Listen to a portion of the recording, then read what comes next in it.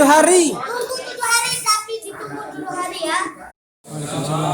Sesuai dengan janji kita, saya bilang janji kita karena kita bersama-sama berjanji kemarin untuk melakukan praktik ini, tepatnya pembuatan pupuk organik cair. Jadi untuk aplikasi POC atau pupuk organik cair untuk merangsang pertumbuhan bunga itu tidak terlepas dari syarat lainnya. Mana yang sebut syarat lainnya, yaitu kesiapan tanaman untuk menerima proses pembuahan itu sendiri. Jadi mustahil tanaman itu bisa akan berbunga tatkala dia belum masuk ke fase reproduksi atau fase generatifnya ya. Jadi walaupun kita sudah menggunakan zat perangsang tumbuh pembungaan A, B, C, D sampai Z, tetapi tidak bisa kita akan memacu tanaman itu untuk membuat bunga atau pertumbuhan untuk pembuahan ya. Jadi syarat utama yaitu tanaman itu harus masuk ke dalam fase generatifnya dulu ya. Jadi kalau ada teman-teman petani di sana atau teman-teman yang punya tanaman kelengkeng, ditanamnya dari biji sudah sebesar 2 meter atau 3 meter, kita mau semprot pakai apapun belum bisa masuk ke dalam fase generatifnya. Jadi yang harus kita pastikan adalah tanaman tersebut adalah masuk ke fase generatifnya. Salah satu untuk memastikan tanaman ini masuk ke fase generatifnya adalah biasanya tanaman-tanaman ini merupakan hasil dari cangkokan atau dari sambungan. Ya, jadi batang atas atau entresnya itu sudah memenuhi syarat untuk menerima atau melakukan proses masuk ke fase generatifnya ya. Jadi seperti itu. Tapi ada syarat yang kedua, yaitu syaratnya tanaman juga harus memiliki unsur hara atau unsur-unsur yang diperlukan untuk proses pembungaan ini. Ya. Adapun bahan-bahan yang akan kita pakai adalah yang pertama yaitu EM4. Jadi efektif mikroorganisme. Jadi ini ada 2 mikroorganisme utama, pengurai utama di dalam atau disebut dengan decomposer yang ada dalam EM4 ini, yaitu Lactobacillus sama Actinomycetes ya. Jadi ada 2 itu yang mampu merombak semua unsur-unsur senyawa kalium yang masih terikat dalam bentuk senyawa untuk dilepaskan sehingga mudah diserap oleh tanaman. Kemudian yang kedua, ini adalah gula aren. Jadi gula aren ini fungsi utamanya adalah untuk mengaktifkan mikroorganisme yang ada di dalam EM4 ini. Jadi EM4 ini kondisinya adalah pingsan di sini ya. Jadi mikroorganisme yang ada di sini dalam kondisi dorman atau pingsan. Nah, ini untuk mengaktifkan dia membutuhkan energi. Nah, energi itu bisa diperoleh dari gula. Ya, dari gula. Kenapa harus gula aren? Karena di dalam gula aren selain ada gulanya untuk energi, juga dia mengandung zat besi. Kemudian ada beberapa kandungan-kandungan lain seperti kalsium, vitamin ya yang ada di dalam sini, sehingga nanti ini bisa mendukung tanaman untuk bisa bereproduksi. Kemudian yang ketiga, kita menggunakan telur. Nah, telur ini hampir sama dengan gula ini untuk peruntukannya ya. Telur hampir sama penggunaannya. Dia banyak mengandung protein. Jadi sebenarnya yang ada di dalam EM4 ini selain kondisinya normal, juga kondisinya adalah sedikit. Jadi konsentrasinya sangat kecil ya. Sehingga kita membutuhkan protein dan karbohidrat yang ada di dalam telur ini untuk memperbanyak ya. Jadi kita memperbanyak dulu mikroorganisme yang ada di dalam sini, sehingga dia bisa nanti melisis atau merombak unsur yang ada di dalam campuran VOC kita ini untuk menjadi zat-zat yang bisa langsung diserap oleh tanaman. Itu untuk telur. Kandungan telur juga banyak mengandung unsur kalsium. Ya, sempat saya coba browsing. Jadi untuk telur ini selain protein juga mengandung 54 mg kalsium ya. Dan zat besi juga ada serta kalori ya. Kalori artinya gula di sana ya untuk pertumbuhan mikroorganisme. Nah, yang lainnya kita mempergunakan MSG atau disebut dengan monosodium glutamat. Jadi bahasa kimianya juga pectin ya. Jadi bahasa kimianya adalah mononatrium glutamat. Jadi mengandung natrium dan asam glutamat. Nah, di asam glutamat ini fungsinya adalah mampu merombak komposisi yang ada di dalam air kelapa ini untuk mengekstrak ada yang namanya magnesium di sana. Jadi dia asam glutamat ini bereaksi dengan magnesium sehingga terlepaslah dari cairan air kelapa ini. Nah, magnesium berfungsi nanti pada saat proses fotosintesis. Jadi dia terletak di daun. Nah, itulah kenapa nanti kita proses aplikasinya lebih banyak konsentrasinya kita pakai di daun nanti penyemprotan untuk VOC ini. Nah, yang terakhir yaitu sumber substrat kita. Bahan utama kita yaitu air kelapa. Ya, setelah saya browsing, air kelapa ini ternyata mengandung kalori, gula, protein, sodium atau natrium tadi itu, kemudian karbohidrat, serat. Kemudian unsur mikro itu ada potasium atau yang disebut dengan kalium ya. Jadi kalau ada yang namanya potasium berarti itu adalah kalium ya. Itu bahasa lainnya. Itu ternyata dalam 500 ml itu sangat besar, dia sekitar 600 mg senyawa, tetapi dalam bentuk senyawa di dalam sini sehingga belum bisa dimanfaatkan langsung oleh tanaman. Kemudian vitamin A, B6, B12, C, D, E, K ya. Vitamin B ini sangat penting untuk tanaman. Dia untuk mempertahankan kesegaran tanaman ya, vitamin B ini.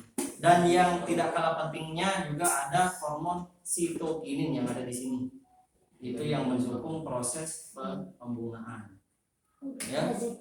Ya, jadi hormon inilah yang akan bergerak nanti untuk merangsang tanaman untuk pembentukan bunga. Oke, cara pertama yang akan kita laksanakan adalah kita aktifkan dulu mikroorganisme yang ada di dalam M4 ini dengan cara menambahkannya larutan gula. Jadi ini kemarin saya minta terima kasih Pak Pur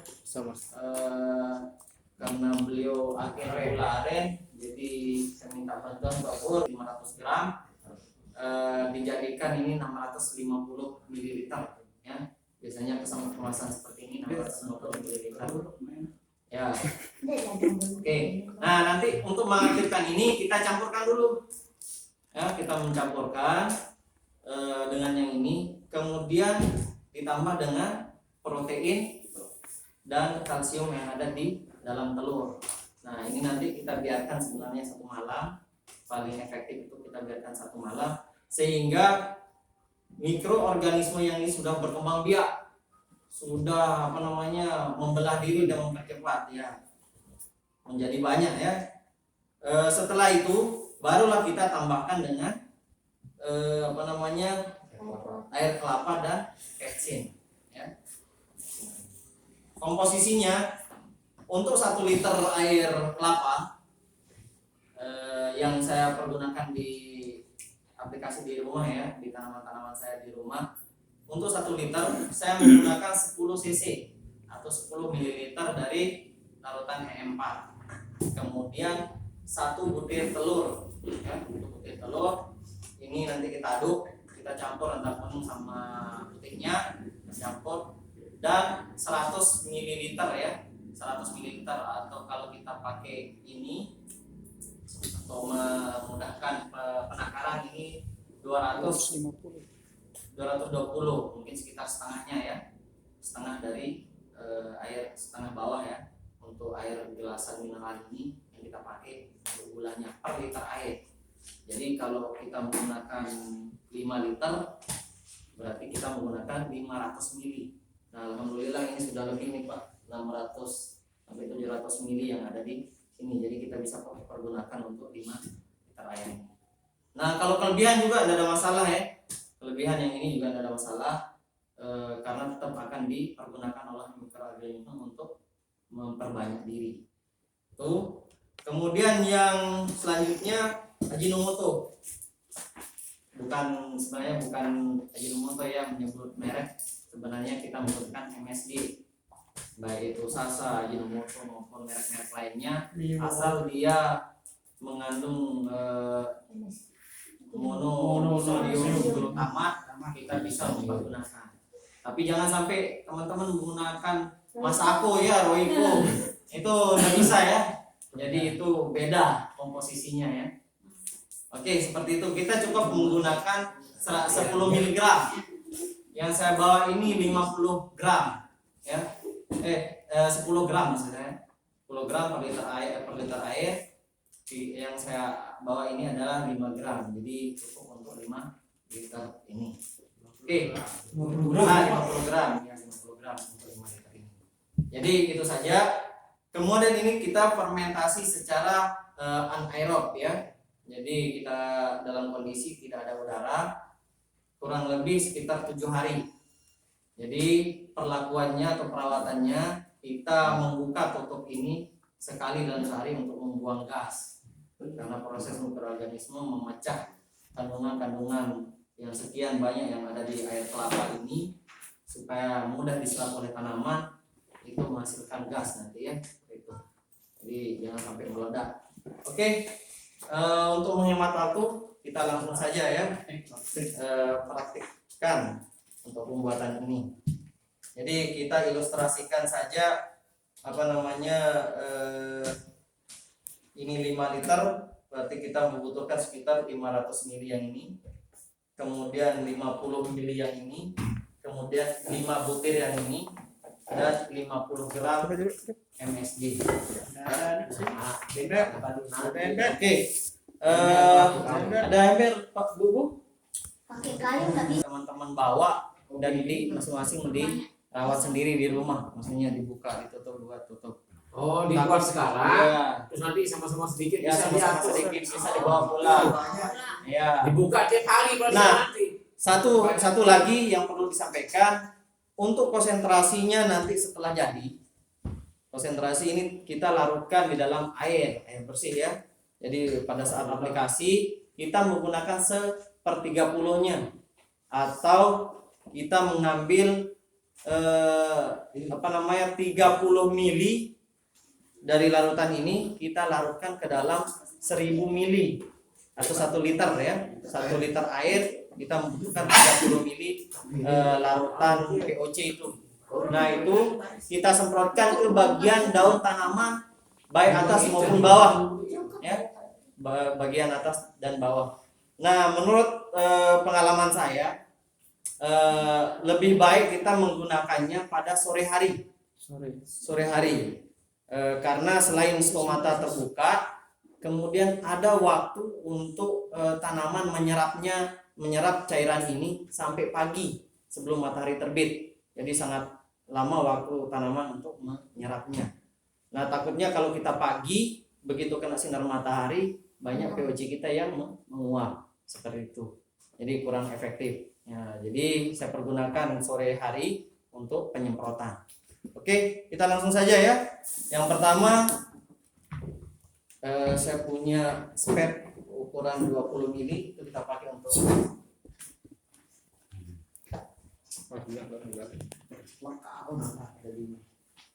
Kiranya unik lah sih. Mau deh bekas baret iya bos. Nah, selain ini, tapi sekira ini yang paling mudah. Jadi kita ambil yang pertama yaitu E4-nya ya. Oh baru ini Pak Jaya. Baru. Semua saya barang bekas lah sih. Oke. Pengusaha PHK, PKH. Agen. Dibanding Pak Jaya terus. Jalan-jalan. Berapa cc di 50 cc Pak. 50 cc? Berapa 20 itu ya? Iya. Ada yang kosong. Gelas. Kalau bisa sebelumnya dikocok. Iya. Lupa aja dulu. Oke. Ada angin dalam bentuk air. Jadi sekanginan. Kita kurangin dulu supaya bisa Kocok dia sebelum minum. kocok ya. Coba nih. Ini manis sih. Jadi deh. Bang. Udah bagus tuh pencernaan. Tidak apa-apa deh untuk pencernaan. Soal hambu ini. Oke ya, kita ambil yang sudah dikocok ini sebanyak 50 ml ya. Boleh juga lebih juga nggak Nggak apa-apa. masalah. Berarti di cc. Lebih enggak masalah ya. Nggak masalah. Minimal ya.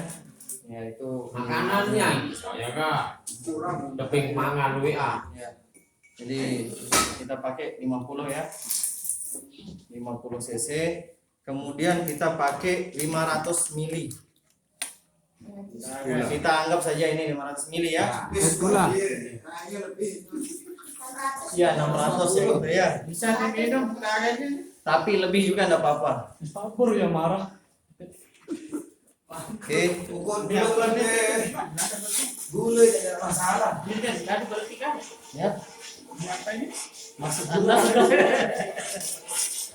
mau diselamatkan? Udah. Oke. Aku melulu. Ya. Itu kalau pakai aluminium sama bahan plastik media wadahnya itu. Kalau 1 liter 10 depingnya. Untuk mempermudah jadi satu ya. Kecuali ini Kalau ya bikin 30 satu juga ya 10 ya. terakhir. Jadi 1 liter ini, 1 butir ini, 10 mili ini sama 100 mili ini ya. Jadi Gula. satu Aren. ya. 10 100 satu. Ya. Tapi kalau kita pakai telurnya lebih banyak kira-kira Makanan. Saya kira mungkin tidak ada masalah ya, tapi pemborosan. Masih saya. Kemudian Rugi. ini nanti kalau banyak ini ternak. ini nanti ya memang kalau sudah jadi itu ada amisnya, jadi tidak ada masalah sebenarnya ya. Aduk dulu. Bapak butuh asisten. Nanti ada praktek ada sendiri ya.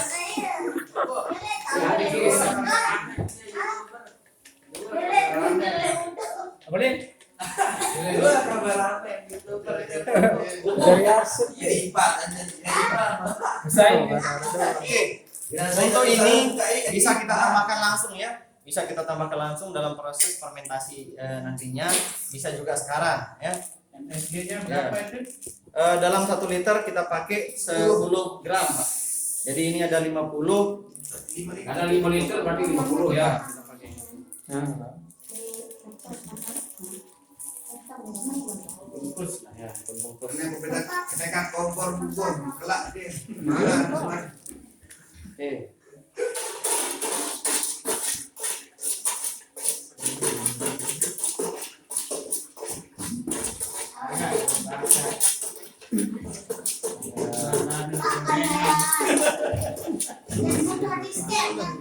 Jadi ini ya setelah tercampur dengan rata ya telurnya tadi itu kita langsung masukkan ke dalam larutan gula dan E4.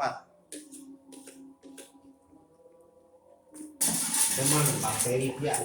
Pangan. Jadi bakteri yang tadi kita akan pergunakan sekarang lepas dari puasa ya. Pangan puas. Puasanya langsung. Netes. Ya. Kita bisa buktikan ini bakterinya langsung melakukan pembelahan atau memperbanyak diri dengan ada gas ya. Jadi biasanya akan membentuk gas.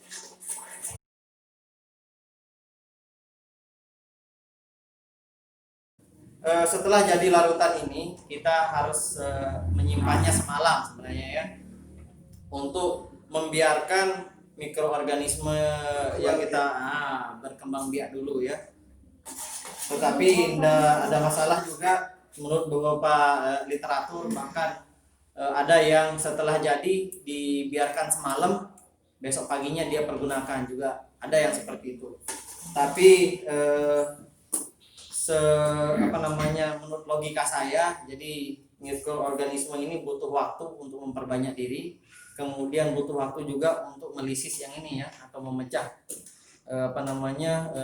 larutan air kelapa ini, sehingga kalau kita pergunakan semalam mungkin kurang ya. Jadi saya coba lihat literatur yang lain, dia mempergunakan 7 hari, dan saya menerapkan yang itu. Ada endapan-endapan ini adalah kuning telur bagian luar, jadi tidak ada masalah ya. Ada lapisan kuning telur yang tidak larut juga tidak ada masalah ya. Jadi seperti ini. Warnanya kan Ya, jelas. warnanya seperti ini. Oke, kemudian kita campurkan dengan Air kelapa. Ya. Kita akan menggunakan air kelapa. Tapi saya rasa tidak ada masalah ya. Kita campurkan aja langsung untuk menghemat waktu. Kita campurkan langsung 5 liter air kelapa. Kalau bisa kita bagi-bagi itu Pak. Ya, sangat-sangat bisa. Berapa itu? Itu ada pengaruhnya enggak? Saya kira tidak ada ya, tapi lebih baik kita pakai plastik ya. Karena ini hanya wadah untuk sementara aja kita pakai. Nanti untuk proses fermentasi kita Mungkin menggunakan plastik. Gunakan botol. Tapi yang besar pengaruhnya biasanya besi, Pak. Besi. Jadi, Ya, kalau aluminium kurang ya. Besi itu ya. Besi ya. makanya dia karat ya. Nah, Karat tuh besi ya. telur berapa ya? 5 butir saja Pak. 5 butir saja. 1 liter, 1 butir. Ya. Untuk Kurang juga gelap subuh. untuk Untung Bapak tidak bikin banyak. Oke. Kita minum. Nanti pada saat aplikasi jangan lupa teman-teman Campur dengan disaring ya. Karena nanti ini ada endapan-endapan juga air kelapa ini banyak yang ikut serabut-serabutnya, ada beberapa serabut, jadi ini disaring, jangan sampai nanti sprayernya itu macet ya, tersumbat. Ya, tersumbat.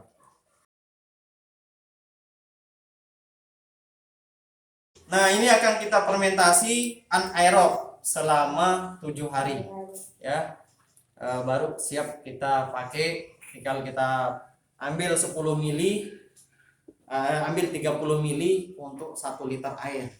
Ya, Aplikasinya 30 mili ya, 30 mili. 1 liter ya. 1 liter air. Jadi itu kita pakai untuk nyemprot bagian bawah daun dan atas daun ya. Ingat sore hari ya, untuk lebih efisien kita menggunakan sore hari. Kalau disiram gimana dia? Enggak apa-apa. kita Jadi ada literatur juga penggunaan melalui tanah. Kalau menggunakan tanah yang 10 mili per liter air. Jadi yang tadi kalau menggunakan dari atas atau dari daun kita menggunakan lebih kental 30 per liter air. Kalau menggunakan dari kocor di tanah kita menggunakan 10 mili. Ada durian pakai bangkol lah. Nah, Bangkol itu lah. Apakah sama dosis untuk tanaman keras? sama padi. saya kira sama Pak Jen. Saya kira sama. Ini akan berfungsi untuk memperlancar proses fotosintesis sebenarnya yang ada di dalam daun. Sebenarnya untuk pembuahan, makanya di awal praktik ini ada 2 syarat tambahan. Yang pertama, tanaman sudah masuk ke dalam fase generatifnya, ya. Yang kedua, ada unsur-unsur hara di dalam tanah yang mendukung proses pembuahan, ya. Jadi kalau pengalaman saya di rumah, sejak 2 bulan sebelum saya menggunakan larutan ini, POC ini, saya rutin 2 minggu sekali saya menggunakan NPK plus. Ya, ingat Pak Jerry, saya beli beberapa kali Yang NPK saya beli plus. di Bapak. Ya, itu ternyata saya pakai di tanaman saya di sana, di planter bag. Nah, alhamdulillah mungkin sudah saya sharing ke videonya ke teman-teman. Efektivitas dari POC ini sangat baik ya, terutama pada tanaman mangga yang ada. Kebetulan saya punya mangga itu di setiap bukunya, bukan buku sebenarnya, di setiap ketiak daunnya itu tumbuh bunga. Saya heran, banyak sekali tumbuh bunga. Nah, nanti itu kita proses, kita pengurangan lah. Kita sesuaikan dengan besar batangnya, kira-kira mana yang bisa disuplai untuk Anggur ini. ya. Siap ikut mengurangi buahnya. Ya, Pak. Pengurangan. Bisa dicoba di padi tuh, Pak. Anggur ini kan kayak cuma kan. Jadi, oke, untuk tanaman kopi maupun tanaman padi sayang. sama saja ya. Sama seperti tanaman durian tadi. Jadi kalau kita semprotnya ke daun. Ya, ke daun. Kalau kita mengkocorkan dengan dosis yang ada tadi ya, lebih kental. Jadi kita hanya merangsang proses fotosintesis maksimal. Kemudian itu yang akan disimpan nanti di dalam kambium untuk dikembalikan kembali ke pucuk daun atau bagian stomata atau bagian ketiak-ketiak daun untuk menumbuhkan bunga. Ya, seperti itu. Jadi yang ini adalah enzimnya sebenarnya ya, hanya untuk perantara untuk merangsang tanaman supaya bisa, selain memang ada unsur-unsur kalium ya, unsur-unsur hara yang lain, hanya sifatnya mendukung ya, seperti itu. Oke, ada yang ditanyakan? Jelas. Tinggal dibagi. Oh, tinggal dibagi ya. Jadi enak Bu. Kalau perangsang. Iya. Kita tiap pagi kita buka. Iya. Tiap pagi Pak. Jadi sebelum berangkat kerja usahakanlah dibuka, cas gitu kan, pasti ada gasnya, kita tutup lagi. Kurangannya yang ini. Ini adalah botol sepertian. Ya. Tiap pagi. Bisa dimodifikasi ya. Kalau kita misalkan agak terkendala untuk merawat, untuk membuka, menutup, jadi kita bikinkan lubang, Napas. ya lubang pernapasan ya. Bisa kita menggunakan Plastik. ya, bisa kita alirkan ke air Air. ya. Atau pernah saya coba juga menggunakan apa namanya, plastik gula yang 1 liter 1 kilo itu saya pakai, tetapi kondisinya kempis ya. Langsung saya ikatkan ya, saya buka tutupnya dalam kondisi kempis, itu saya ikatkan langsung, nanti jadi dia terisi sendiri ya. Jadi terisi langsung dia, jadi kita tidak perlu, kecuali dia sudah kembung sekali baru kita buka karetnya, bisa dikempiskan lagi. Itu ya teknis saja ya, supaya tidak ribet setiap hari membuka. Oh, ya, ini kalau nggak buka. Oke.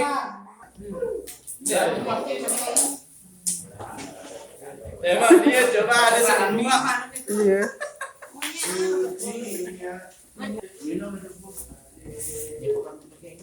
Aku kali gede dia. Oh iya. Aku buat lagi dari mana? Iya. Oh, cari botol, Bang. Anak tahu Bu, nara keringan ini kan. Oh iya. Aran-aran. Jaringannya